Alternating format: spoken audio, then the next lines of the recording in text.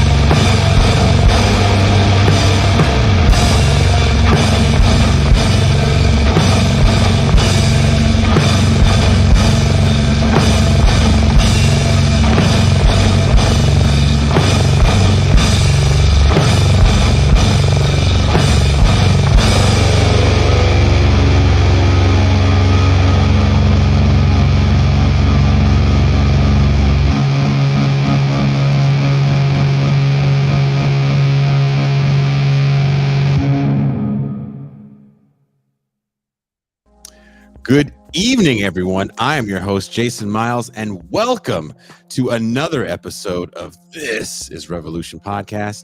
Thank you all for joining us this evening. Before we start, if you're new to the channel, please hit subscribe.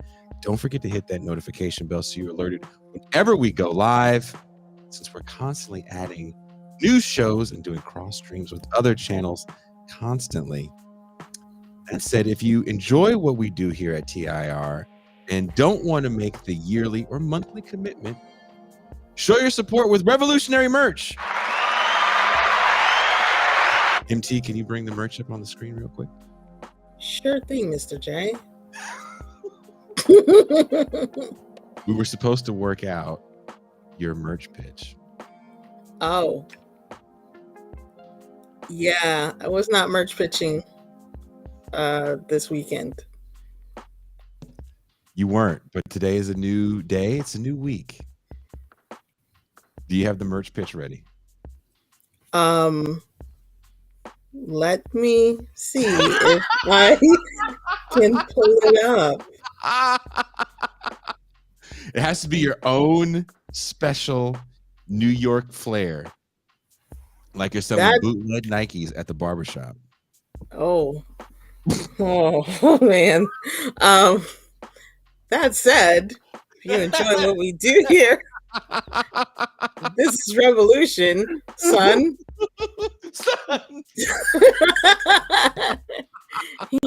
and you don't want to make the yearly or monthly commitment. There should be a comma there. Show your support with revolutionary merch. MT, can you bring this up on screen real quick? Sure, I can. Wow. Boom. You totally weren't supposed to read the director's direction. That's the best part. Did I actually write that in? Yes. I'm so hurt. That's how you sell bootleg Nikes at the bodega? Oh, I would never sell at a bodega. No, it's got to be like a barbershop or a hairdresser spot. Unisex is best. Unisex is best. Fuck yeah. That's unisex is best. Unisex is best. But see, look at all the shiny merch, man. You can get a cool coffee cup. You can get one with Pascal's face on it, smiling. A rarity. Smiling Pascal is a rarity. Thank you to all patrons and YouTube and Twitch subscribers. You guys are the oh so important cogs in the TIR machine. If you'd like to be a part of what we do here, have access to the call-in segment of the show that is so much damn fun, and also be a part of movie night, which we'll be doing this Friday. We're going to do movie night this Friday. And you guys are voting on that movie. Are we going to watch Willie Dynamite or Life is Hot in Cracktown? Don't laugh. That's a real movie. Okay. I'm sure that movie's about nothing but the truth because the title sounds true. I spent 20 minutes reading reviews on Life is Hot in Cracktown. Unreal. And I think Life is Hot in Cracktown would be a perfect fun movie night movie to watch. But people are voting. The last I saw the vote, Willie Dynamite was winning. Mm-hmm. One person thought that Life is Hot in Cracktown was a title I made up. Sounds like it. I'm not that. Look. You'd be surprised how many people love to crack. First of all. And second of all, I'm not that witty to make up a title like Life is Hot in Cracktown. Oh my God. And it's starring this one actor. I think he's Puerto Rican, but he looks just like Teray. Teray looks Puerto Rican. Teray does look. He does look Puerto Rican. I hope this is not the episode that he's watched tonight. Probably. My phone starts. Yeah. Puerto Rican, huh? I look like what? John Searcy. Can you bring that up on the screen? John Searcy says, I'd go with Cracktown. You'd be surprised how many people love to crack. Already. Well, look, let's bring in my co-host, my homie, my dog. He is the man of the Mau Mau Hour. He is the Pascal Robert.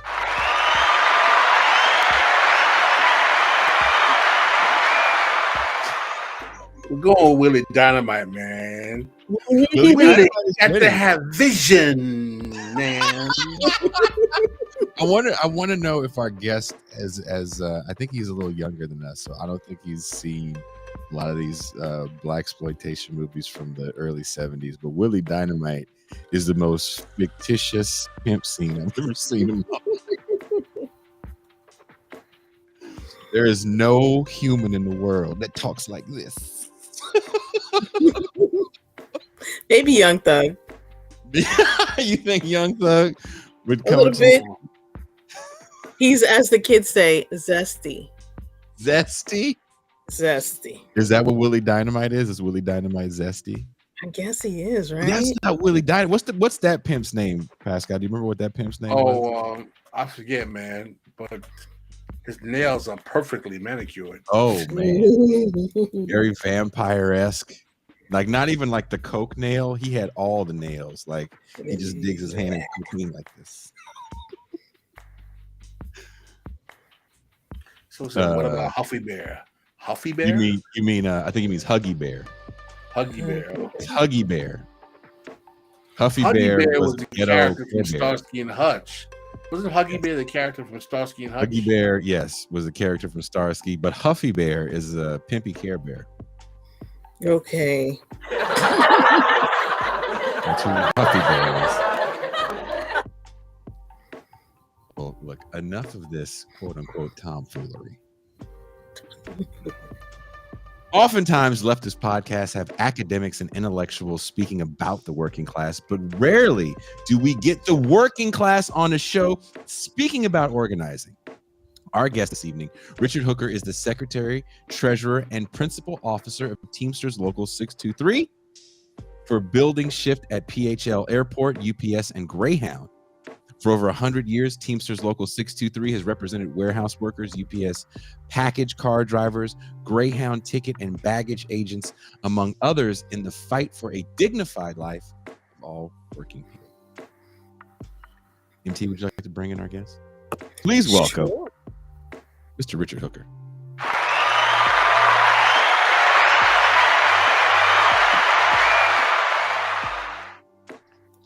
Welcome, Mr. Hooker. How are you tonight? I'm good. How about yourself? I'm okay. I do have one question for you about the title.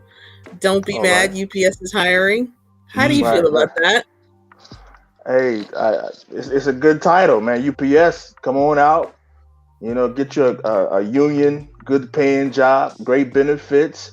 You're protected by the greatest union in the world, the Teamsters. So come on out and get you a job at UPS. You guys are hiring now for the holidays, aren't you? Yes, yes, they are. All right. All right. He said it. I Well, didn't. He said it. no, I. They're hiring. Well, I mean that line. I think we were talking about that line earlier today, or yesterday, and I was trying to wrap my head around that line and actually make an intro for the show, kind of revolved around that line, and it was kind of hard for me to do because I kept falling down almost underclass ideology thinking because there's a lot of that in that song, right? Mhm. And also in a lot of that's a line from Biggie, the late Notorious B.I.G., and it was actually a very popular line. That was like the punchline Mhm. Hmm. of that song. Biggie had two kind of defining punchlines to me: that and "You played out like Kwame and them polka dots." Like, just Poor totally Kwame. ruined Kwame's wardrobe for the rest of his life. Mhm. But it did kind of sound like you can't rap, ergo work this plebe job. And MT and I were talking about how it almost looks down upon kind of a dignified line of work. How do you guys feel about that on the screen? Is that too much for the first question? No, no. Listen, I mean, I think all work has dignity, no matter what it is. You could be a UPS worker, McDonald's worker. If you have a job and you're taking care of your responsibilities, then there's nothing to be ashamed of. And I know what Biggie was saying, especially for his lifestyle and what he was doing and rapping. But if you have a job, then you have dignity. You should have respect, and that's how I feel about it. Did you want to No, say something, Pascal? yeah. I mean, it's really interesting that you have this kind of juxtaposition of a guy who was engaged in criminal activity as a drug dealer, who makes it as a rapper, looking Hmm. down at someone who has a union job working at UPS, when the quality of life of union jobs is one of the things that actually keeps working class black people in America afloat in this country.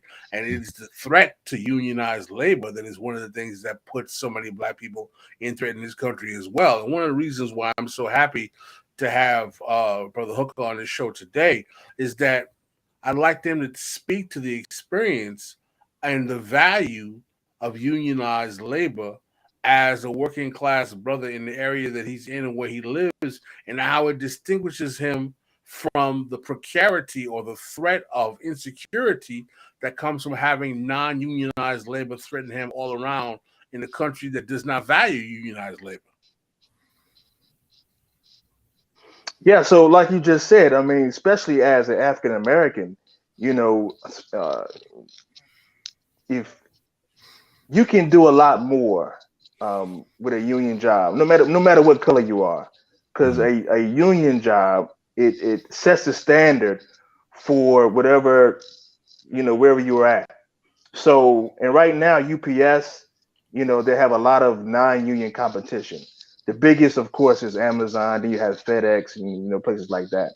Mhm. But if you are a minority worker and you have the protection of a union job, if you look at it, especially in our community, you know, wages are equal, benefits are equal. Those things give equity in our community. If you go to a non-union job, you're not going to have that equity and all those things that come with a union contract, right? So I think, and you can see with Martin Luther King and how that struggle was back then in his time, that he actually, if you remember, the day prior to him getting assassinated, he was speaking about the Memphis strike, Mhm. because he tried to bring dignity and all those to those workers down there.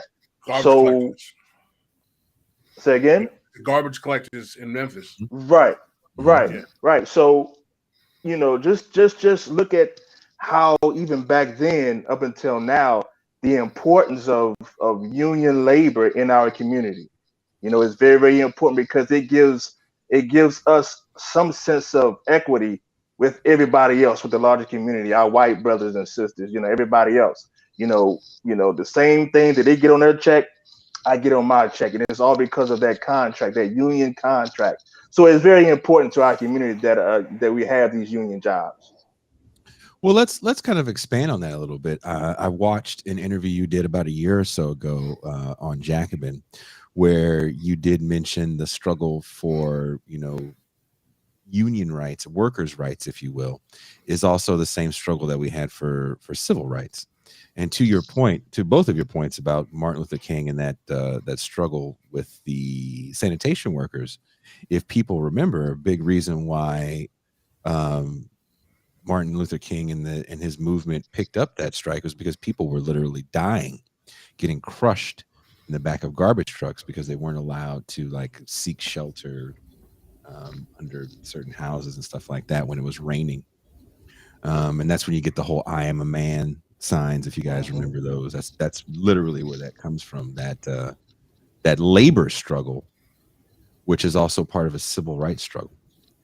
Can you kind of elaborate on that thought that labor rights and civil rights are one and the same? Absolutely. So when you talk about dignity and you talk about respect, especially in our community, um, a good paying job most and oftentimes gives you the ability to do, a lot of things for your community, your family as well, right? So in the black community, one of the things we're already behind the eight ball, right? Mhm. So the fight for racial justice and workers' justice are intertwined. That's why you see people like Martin Luther King and all those guys fight for that because they saw that as a way that both can move in the same direction at the same time, right? Because it's all about equality. If I have equality on my workplace, then 9 times out of 10, hopefully, you will have it also in you know in your community which we live in. So the union it bridges the gap for race and job or workforce, right? So if again, like I spoke to, just a little bit ago, that contract, that union contract, it sets the standard for all workers, whether you're black, white, Latino, whatever your sexual orientation is. Mhm. Everybody's equal, Mhm. right?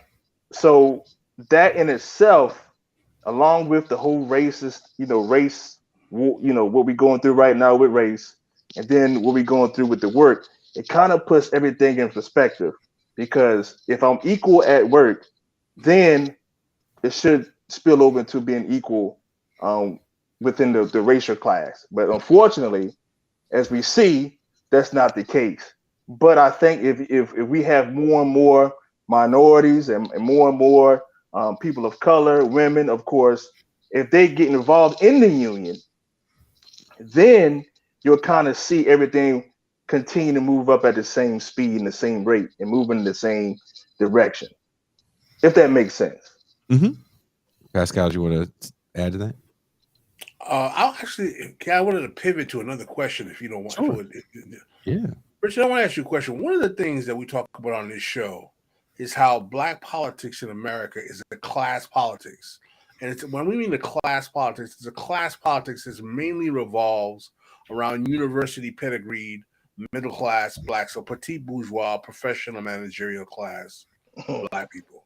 And one of the consequences of that is that we have a black political class that negotiates a kind of politics that is more interested in protecting their interests and getting what we call pejoratively fat back and biscuits or patronage from the system, as opposed to negotiating for the working class needs of the majority of black people. Do you feel that there's a lack of a working class politics in black politics? Do you feel that part of the problem is that the issues of the black working class are ignored? Absolutely, absolutely. I mean, listen. I think that how can I say this? Well, number one, I want to say you're right. Right. When our black leaders, when they get into these positions of power, especially in the political realm, they oftentimes forget about where they come from. Right. And so they forget they used to have these jobs, and they forget how it used to be living in our community and whatnot. Right. And so that's why when I got this position, I always try to have a relationship with all of my workers, because well, all of my members, because I remember what it used to be like to load a package car, or to be in the warehouse, or to do all those things that um, allowed me to take care of my family. So I think a lot of times, like you just said, they had what you said, the fat back and biscuits type of people, where well, they forgot all about that. See, I grew up in the South, so I know all about fatback and biscuits. I'm from a little small town in North Carolina called Belhaven, where my grandmother used to cook this fatback and biscuits, right? But you know how they made those fatback and those biscuits? They made them by going to work every day. Hard-working people. My grandmother and both of my grandmothers used to work together. And this crab, they used to call it the crab house. They used to pick crabs because we used to live, like I said, in Belhaven. You can look it up. Little small town right off the coast of North Carolina. So, and I like that. I'm gonna have to use that too. So don't copyright it. Don't copyright it because I'm gonna use it. I'm gonna use it. I like that. But that's the kind of politicians, black politicians, that we need. They need to remember where they come from the fat back and the biscuits. Don't get too indulged with the steak and the lobster that they're getting now. Remember that fat back and biscuit that got them there. He's flipping the fat back and biscuits. Right. I mean, I love that because again, I identify with that, and that's another thing. They forgot who they identify with. Well, right. Okay. Well, let me ask you this: Is it a forgetting where you come from, as much as it could be aspirational to get to a certain point? I had to watch. I was a guest on a show recently, and I had to watch this horrible movie from the 90s that I hope you guys don't remember, called Bulworth. Oh yeah, Halle Berry. And it's about this white politician that is sleep deprived and starts to realize the error of his political ways because he meets some black people. But anyway, a lot of it's steeped in underclass ideology, but offensively so. But there's a scene where Warren Beatty's character is talking to Halle Berry, and he's like, where are all the good black leaders? Where did they go? And he's thinking about Martin Luther King and Malcolm X. And I think kind of, getting to that point of fat back and biscuits politics, where representative democracy, kind of has these almost drawbacks when you think about the fact that Jim Clyburn represents the black vote, or insert black politician here, Cory Booker in Jersey. Does that really what the quote unquote black vote is? Can the black vote or black voices be diverse? Can people be aspirational? And aspirations aren't always a positive thing. Mm-hmm. They might have, these people that get into power might have aspirations to get to a certain rung in a ladder financially and power wise, where they do become kind of a cog in capital's machine to constantly suppress working class black voices. I come from the working class, ergo I know what these Negroes think. You tell me what to say. I will then tell this to the Negroes and they will follow suit. And that's where I think I get scared of that idea of politician, that Obama-esque, the feel your pain language. I'm going to speak the language of these people, right? These people. And but do the bidding of capital. So where I agree with you that I think a lot of people do forget where they come from politically, I guess where I lose hope in a lot of people that get certain positions of power is, was your goal to get there aspirational, i.e. an AOC, and how real were your working class politics to begin with, or your working class upbringing, quote unquote? Because sometimes it's also easy to project narratives onto us, like Obama had a single mama. I had a single mom, and it was real different people. I didn't go to the most expensive schools, and my stepdad, I didn't even have a stepdad. But to assume that because he's black, we can put these kind of quote unquote working class narratives on a lot of these politicians is frightening. And I don't know if sometimes they can just remember where they came from, if you will. I'll take my answer off here. Well, I can speak from my experience. So when we ran for office, because we wanted to make a difference in the working class in our local union, local 623. I didn't want to run for office because I knew how difficult it was going to be being a black man in a local that has never ever had a black principal officer. I was the first, and so I didn't want that pressure. But I also knew that something had to change, and so we ran for office, and we ended up winning because we ran the first time in 2016, and we lost in 2016 by 37 votes. And so what we did was, we continued to put pressure on the establishment. We wanted a good contract. We changed our bylaws to be more transparent because we wanted to show our local, which is predominantly black. I'm talking about 70% of our local, of about 4,600 members. 70% of those members look like all of us that's on this channel right now. But for the last 100 years, you've never seen one of us to lead the local. And a lot of that is because, fear, and a lot of it, we don't know how to work together. One of us made it, you make it, we want to tear them down. And we feel like we need validation from our white brothers or white sisters, you know what I mean?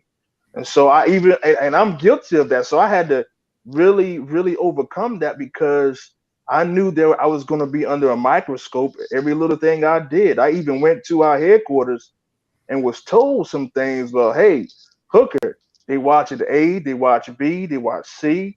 And I had some examples of how other leaders and other locals of people of color who lost their jobs because, they got careless or they thought they were buddy with certain people, but that's not the case. So when we got elected, we made sure that we wouldn't forget where we come from. We're in our buildings every day.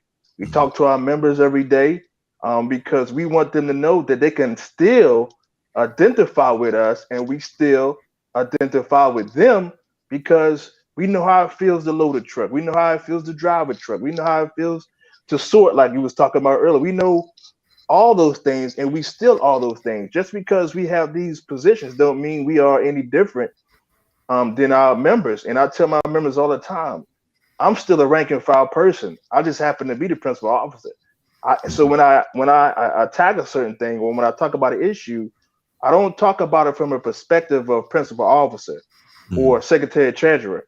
I'll talk about it from the person who still is loading on the PHL preload on a package car. I still talk and attack the position of when I worked on the midnight shift, getting up at 3 a.m. That's what I attack. Every position, everything that comes across my desk, I look at it from a person who is still in the warehouse and not from a position of an official. Pascal, do you want to ask? Oh, I'm sorry, Tucson, did you want to add something? I find that so interesting. I have worked in shipping, and basically what you're saying is that the person that I'm handing a bunch of packages to could be a principal officer in their union. No, no, no, no, no, no, no. Okay. No, what I'm saying is, I like we just talked about. I haven't forgotten where I come from. Even though Hmm. I am the business manager, I still look at every situation as that person who you just talked about, who's Okay. still loading the packages. Because I never Hmm. want to get too big to where my members can identify with me, because that's a lot of issues that we have in our union, is that our members can no longer tell between company management and the union leadership, and Hmm. that's we have to change that. So you started working at UPS, you got into the union, and you worked your way up. Yes. So I started back in at UPS in 1999. We ran for office in 2019. We were elected, and I ran for the position of secretary treasurer, business manager, and principal officer, all wrapped up into one. And we won, and we actually just ran our re-election November the 9th. We won that re-election by almost 70%. So we still Nice. we're still grinding. We're still pushing them the pedal to the metal. You know what I mean? All right. Pascal? Brother Hook, I really appreciate your perspective coming from the fact that you were on the ground employee that moved himself up into the political echelons of the union.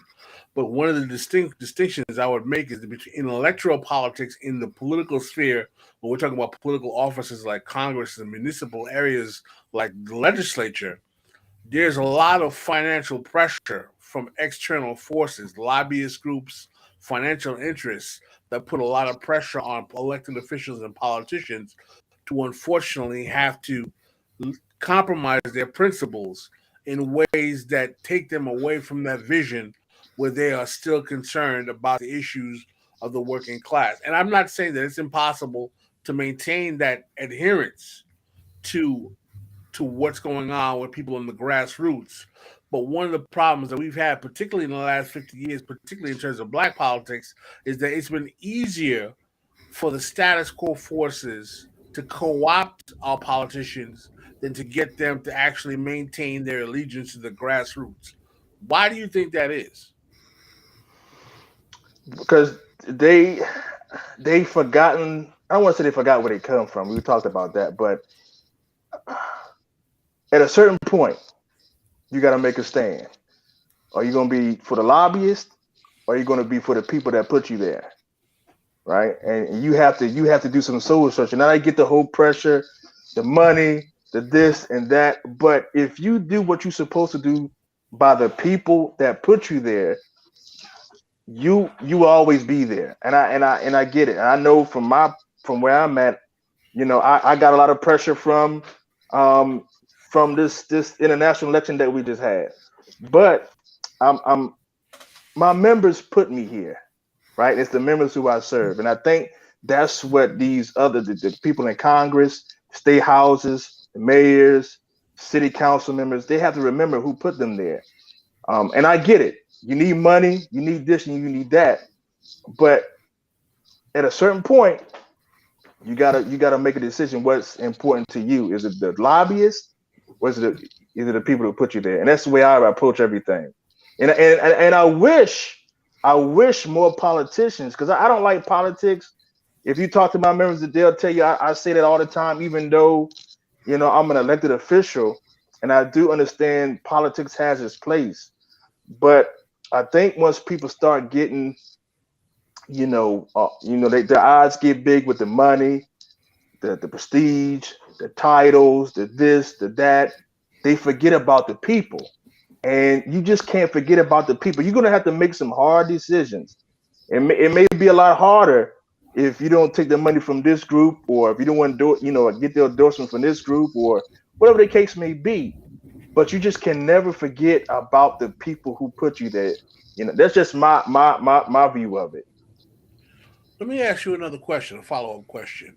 How do you respond to people who say things like, oh, unions have never been the friends of black folk. Unions are racist. Black folk have never had any power in the unions. They work against our interests, or things like working class issues are white man's issues. They have nothing to do with black folk.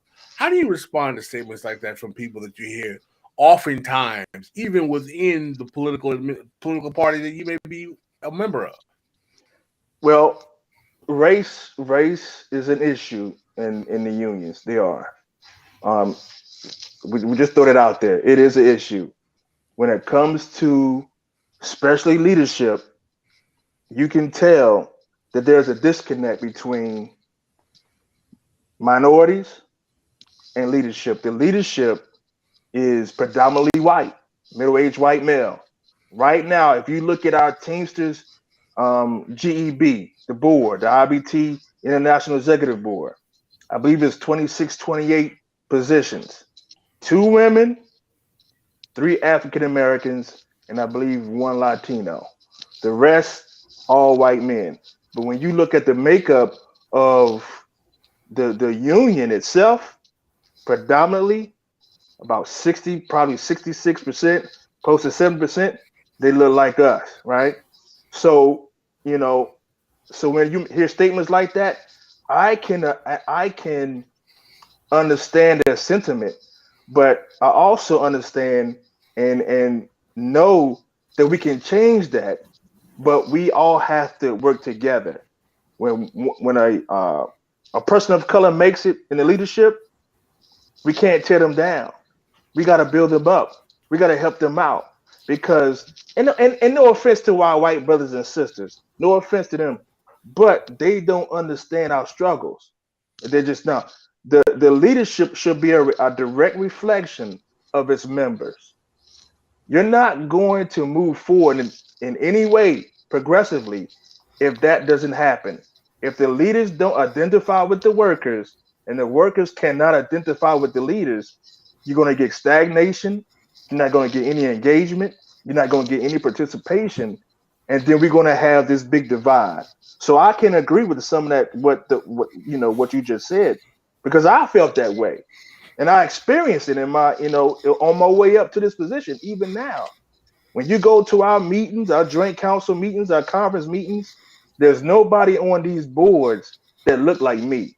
So when we talk, there's a cultural divide, there's an engagement divide because they don't understand the needs of our people, voter suppression, crime. I mean, Philadelphia and you guys in New York City, right? Mm-hmm. Well, I am in New York. I'm actually in Mexico, but I'm from. Okay.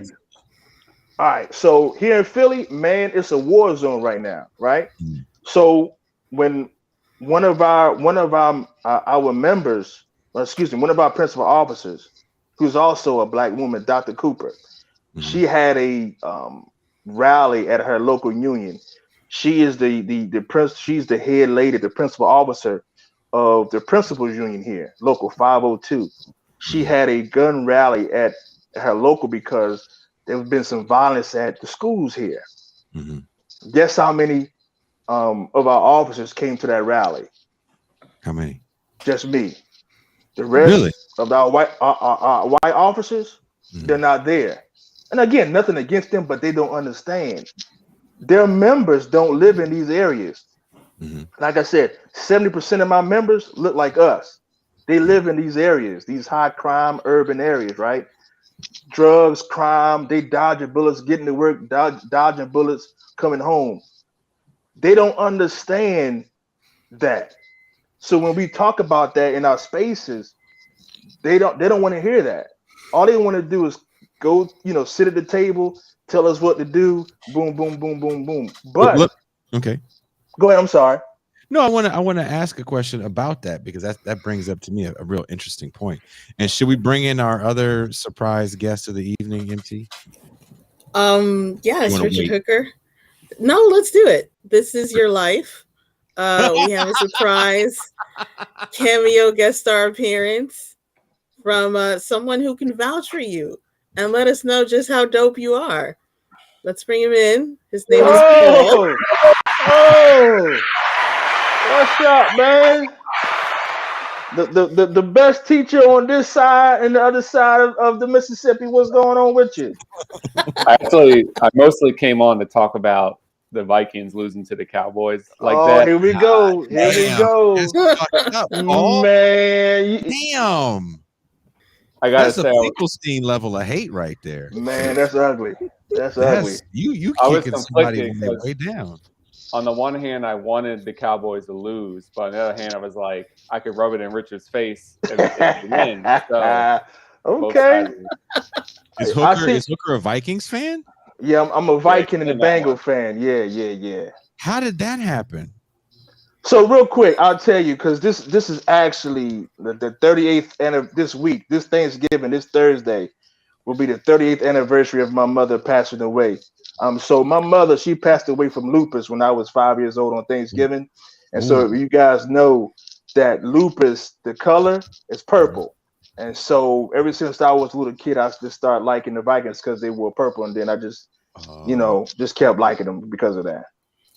Okay. Well, that was rough for you. Sunday was rough. Oh yeah. Oh yeah, it was bad. This for the Vikings. Woo! But I want to sorry ask a for it. serious question, and if you stay for the champagne room, we can have a deep dive discussion into the failures of the Vikings and why Paul Prescott will be extremely upset when Philly loses in the NFC Championship game. But really? we'll save that. We'll save that conversation. But a serious conversation is about violence in Black communities. Yeah. Because that's an interesting thing that you bring up, that people are dealing with legitimate violence that is going to affect your work day, especially talk about people working in places like UPS and the airport where you're working crazy shifts, where you're leaving the house in prime time bullet fly time, right? Yeah. Midnight, 1 a.m., 3 a.m., coming home at prime time bullet fly time. And we're also talking about it in an era where we are more cognizant of overzealous law enforcement and the way they try to clamp down on us in these areas for, BS stops, et cetera, et cetera. How do you have that conversation with these people that are kind of probably watching it from afar? So they're either watching it from a standpoint of, damn shame what they did to those colored people, defund the police, or they're watching it from a, damn shame what those people do to each other, they need more police. How do you have this kind of nuanced conversation with people that are so absent from the real life experience of people living in that area? I hate to say this, but you almost have to force them to, because they have to deal with it, because especially in my line of work, I had a member lost his son. His son got shot 28 times. Ooh. You have to be there, and you have to want to have these conversations, because watch this. You're getting your per capita, you're getting your dues from these people, right? From the members who's losing their lives and losing their loved ones. You're getting the dues from them. Why not have a conversation about what goes on in their community and their day-to-day life? I heard the and forgive me, I forgot the sister name. She is the president of the Chicago Teachers Union up in Chicago, and she said something during a rally. She said, a union is not the union's job is not 9 to 5. It's 24/7. Our members, they work all day long. Like you just said, our members, they work all types of shifts all throughout the day. And when they get off of work, they're dodging bullets. When they go to work, they're dodging bullets. I had a member tell me not long ago that he feels safer at work than he does in his own home. And UPS is not a safe place to work. What does that tell you? But these are the conversations that we need to have with our upper echelon of leadership, so they can understand these issues that go on in their members' lives. Because you get their money every week. You should want to know what goes on in their lives outside of work, because that's how you build relationship. That's how you build that identification. That's how you get that engagement. But you have to force the leaders to talk. And I give you this before somebody jumps in. So when George Floyd, um, when he got murdered, right? When he got murdered, let's be honest, he got murdered on, and we all saw it, right? This was when COVID was at his peak, and I struggled. I didn't know what to say. I didn't know what to do because I'm watching a brother get killed on TV by a cop, and I wanted to say something so bad. And I was new to the job. I didn't really know, but I wanted to say something because my members wanted me to say something, but I had to be respectful for our white brothers and sisters too, because we have had a lot of things going on because our drivers are working 6 days a week, 60 hours a week.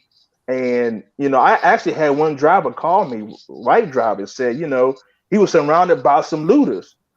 And he said, Hooker, you got to do something. And what do you do as a black principal officer who is a black man who sees a cop kill his brother, but then you got a white driver who calls you and tells you his truck is being surrounded by looters? What do you say? What do you do? Because you have to be considerate for everybody.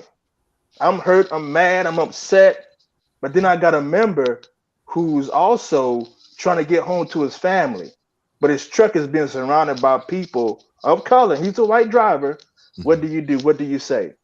Right? And so that was a struggle, and that was always been a struggle for me because our issues, they're magnified, and I still struggle with it. I'm struggling with it right now.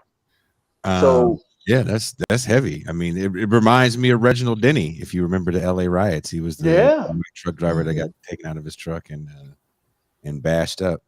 Paul, you are in the Philadelphia area. You like cheesesteaks and the Eagles and Ben Simmons and all that other stuff.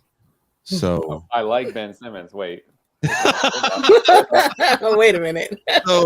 So real talk. How do you approach this? Because it is a tough conversation to have, because it sounds like, as much as we like to believe that unions are kind of a magical place of anti-racism and love, people still have their own political beliefs that they bring to the table. Mm-hmm. So how do you address things like, rising crime? And again, I haven't been in Philly since 2019, and I loved my time in Philadelphia. It's a big ass Oakland to me. I love it. I love it. I love it.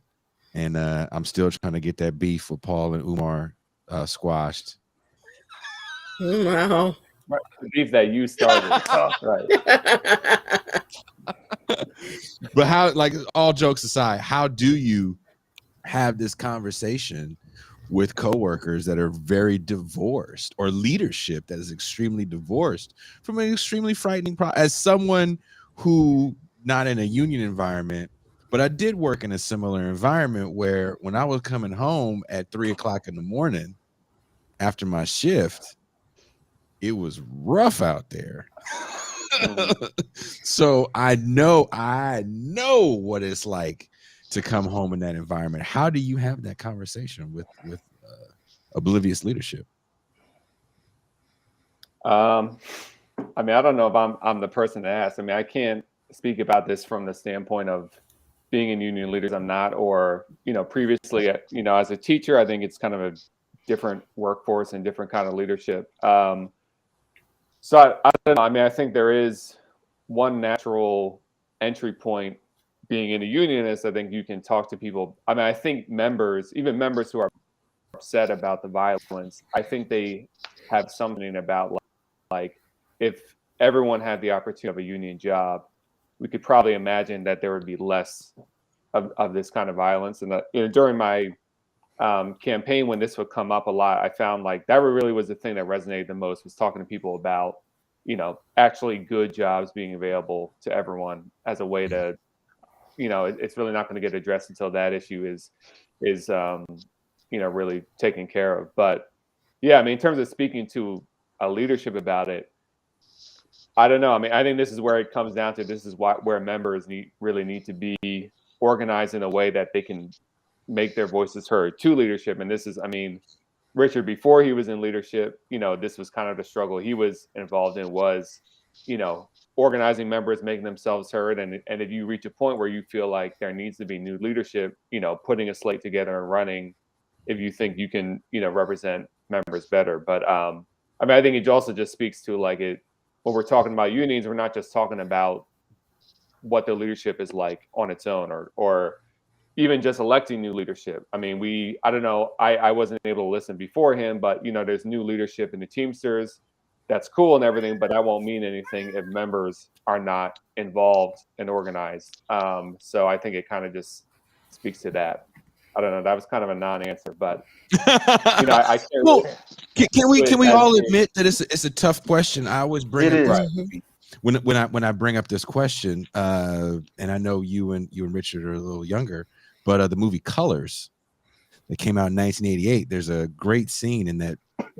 Another movie steeped in underclass ideology, but there's a great scene in that movie where the Black people in the community are yelling at law enforcement about not having enough law enforcement. And while they're still yelling at law enforcement about, hey, y'all don't come when we call, they're also saying, but y'all hem up our kids, and our kids aren't the problem. Kind of speaking to that whole, you're not coming when we call you. We need more cops on the street because these cats are shooting. But also, can you please stop harassing those of us that aren't the problem? And I think that's where this conversation gets extremely complicated, because as we have to deal with rising crime, we would love to all have a magic wand and say, you cats get better jobs. UPS is hiring for everybody. Yeah. You know what I mean? We would love to wave that magic wand, but it isn't that simple. And we want to be able to feel safe in our neighborhoods, where sometimes we're homeowners, we're paying too much rent. We got car notes and tired of people breaking into the car just to bust out the window and not steal nothing. So it's to me, it seems like it's a hard conversation to have, because it is so complex. Because I'm sure if you asked everybody that's mad, well, do you want more cops? Maybe the first answer is yeah. But everybody knows more cops comes with sometimes more cop problems, which is, hemming us up, hemming up our kids, making us late for work because they want to, pick on us because we don't have warrants for real crimes. Pascal, do you have something you'd like to add to this as well?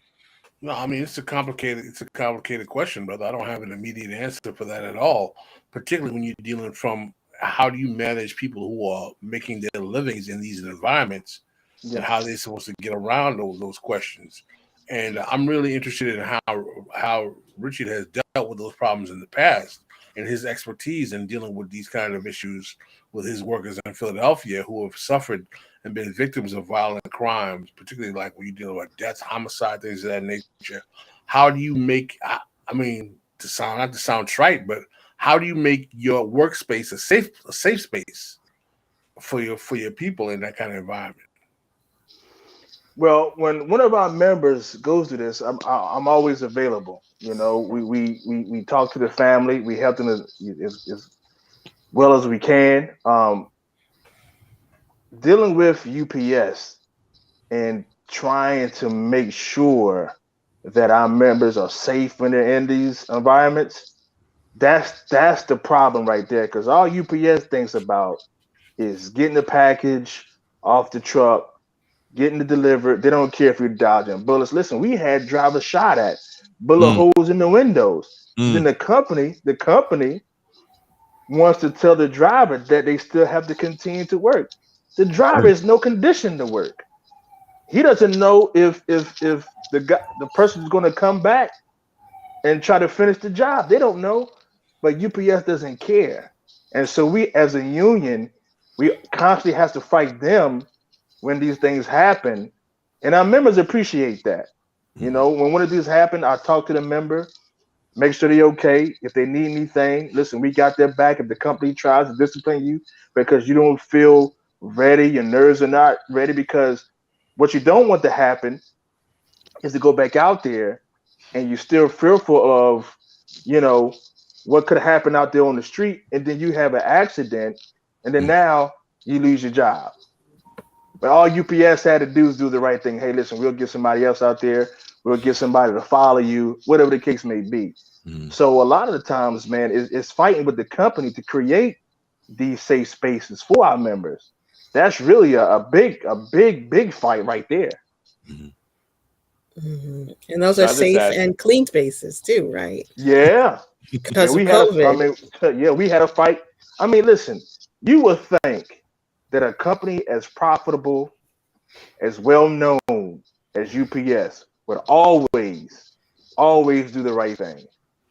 You got to fight them for everything. When COVID happened, man, we had to go on TV, we had to go to ABC, we had to go on the news. And this is the thing. We reached out to them. We showed them the pictures. We showed them the videos. We talked to them. I said, hey, man, you guys got to do something. We filed the grievances. But at a certain point, I got a responsibility to my members above all. So if UPS is not going to do the right thing, then I'm going to do whatever it takes. Either I got to embarrass them, we got to fight them, file charges against them. We're going to do whatever it takes to make sure our members are protected, whatever it is. And that's what we did with COVID. You wanted to add something, Paul? I was going to add, that I think during that time, there's also a good opportunity to get some of these safety issues on the table in bargaining, and get them in writing. And I actually just read an article before, coming on this show. Temple Hospital in North Philadelphia, those nurses just won a new contract, and part of the many issues they were dealing with was, getting attacked violently by patients, and also in the parking lot, like cars getting broken into, things like that. And I honestly, I forget the specifics, but part of what they won in their contract was like even just more security in the hospital parking lot, and also more protections from violent patients. So, we don't have to think of bargaining as just being the wages and benefits. I think there's all these kinds of safety things we can institute into the contract. And, I think it's worth thinking about, and I'm sure we will be going forward about what that would look like at UPS, like not just safety, not just health and safety, like workplace hazards, but like maybe better protocols for what to do if your, truck is shot up, or you're going into an area where there's like an active shooter or something, maybe people just haven't thought about that before, look like in contract language, but I think all that stuff needs to be on the table in bargaining. It seems insane that you have to go back to work after something like that happens, because it's so traumatizing. Paul, you're a teacher, and I'm sure, thank the Lord you didn't have to deal with a shooter in your school, but I'm sure you've had, moments where you're like, I need to walk out of this class for a second before I kill one of these children. Do you? I won't say that on the record. But, many schools, like, lockdowns, or things like that is pretty common. Is it really? Yeah. Although, I'm not teaching currently. I'm in Teamster world now. You got out of there because you was tired of being like Florida Evans every day at school. Damn.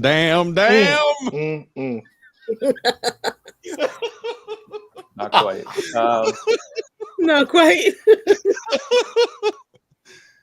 You can't picture Paul like Florida Evans, MT? Oh my God, no. Just mad at Paul as Florida Evans is like. You picture him more like James with a hole in his natural.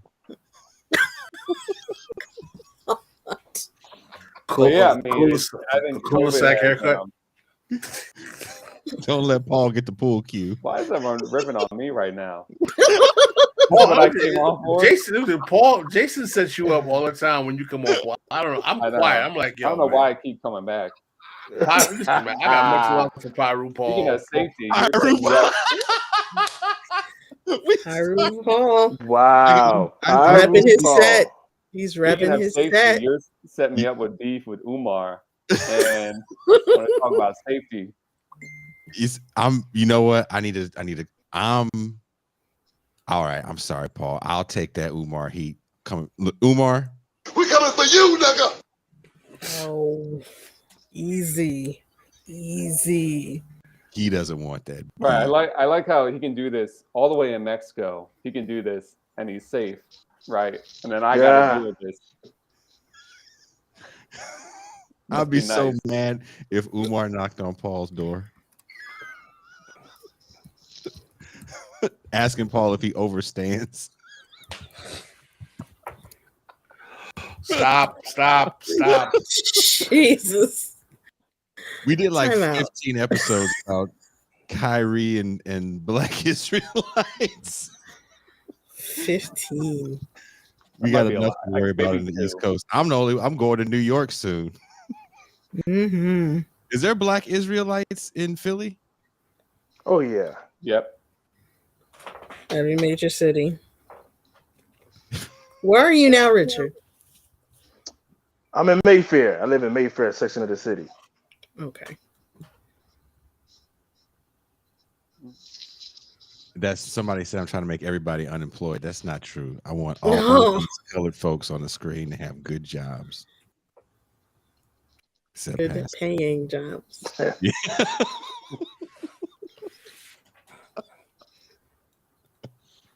Well, are you guys joining us in the champagne room? Yeah. If that's about the Vikings and Richard's like, is there gonna be champagne in the champagne room? If you brought some, then there definitely will be. Yeah, we gotta do this again, man. When we really get down and dirty with the contract talks next year. Yeah, like before we go, how are you feeling about this is a big contract. Paul's been talking about this since late last year. So how do you guys feel? How do you feel right now about this contract talk that's coming up next year? Well, I'm cautiously hopeful. I'll say that. I think there's a lot more activity this time around, getting more members involved and engaged and letting them know what's going on, which is a good thing. That hasn't happened since I've been a Teamster, so that's a good thing. I just hope that the leadership, myself included, will be able to fulfill all of the promises that were made by the upper echelon of the Teamster leadership. That's my one thing that I'm hoping, and we're gonna do our part to make sure that we can do that. I just hope that our members are ready for a fight, and if we have to strike, I hope that our members will honor the strike, because it's very, very important. And I'm gonna be honest with you, this COVID that we're still going through a little bit, but I hope everybody that watched this, if you are a UPS member and you're watching this, I want you to remember how you were treated during the height of COVID. The forced 6 punches, all the overtime, and how you were treated, right? The company made all this money, no hazard pay, the constant disrespect, the constant just this degradation. And now we have an opportunity to get back everything that we demand and deserve.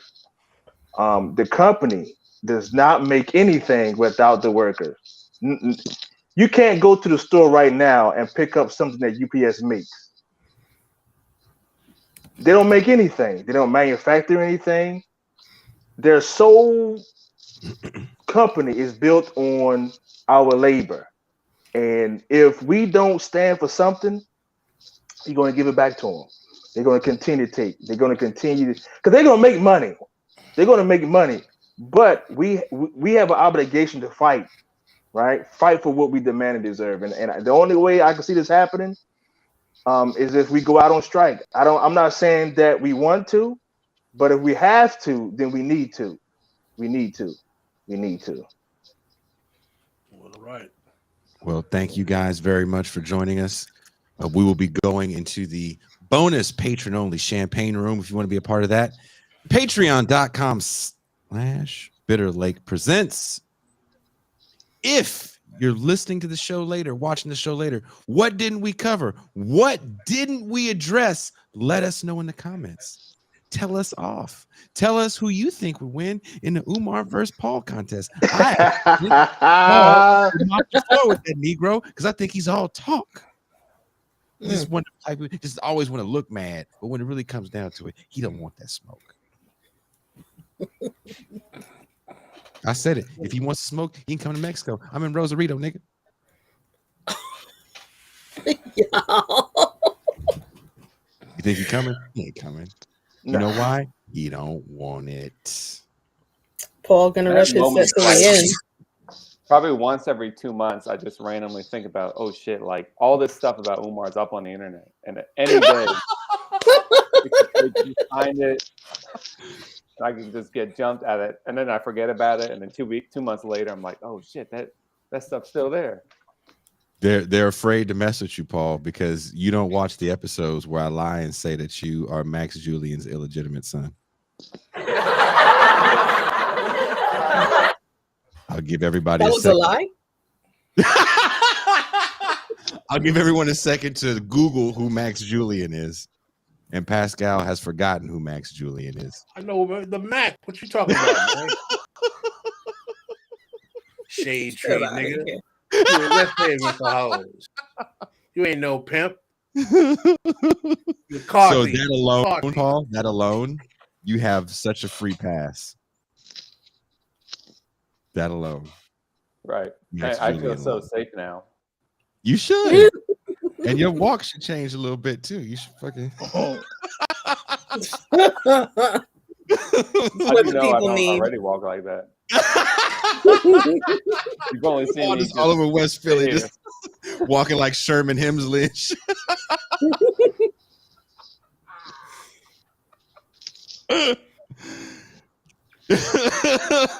Richard is like, I can't believe serious complication between this bullshit. Yeah, I should have warned you, Rich. I'm sorry.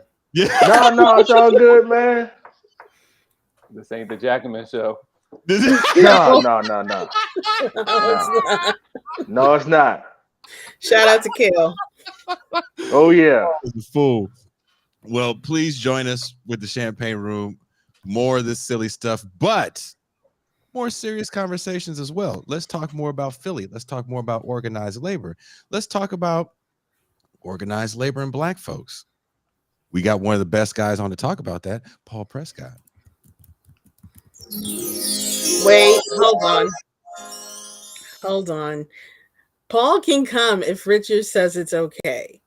Because what we don't need is the light-skinned man coming in and taking things over from the dark-skinned Black man. That's not what we need right now. Oh, We don't need that kind of domination in the community. I was invited.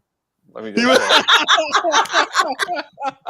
But Richard, he's my principal officer. So yeah, whatever. Hey, I'm cool with it. I'm cool. All right. Can we just call Paul from now on? It's no more Labor Paul or Pyru Paul. It's Paul Prescott, Max Julian of organized labor. Of organized labor. I'm gonna veto that one. Maybe that was not gonna work. All right, MT, we are out.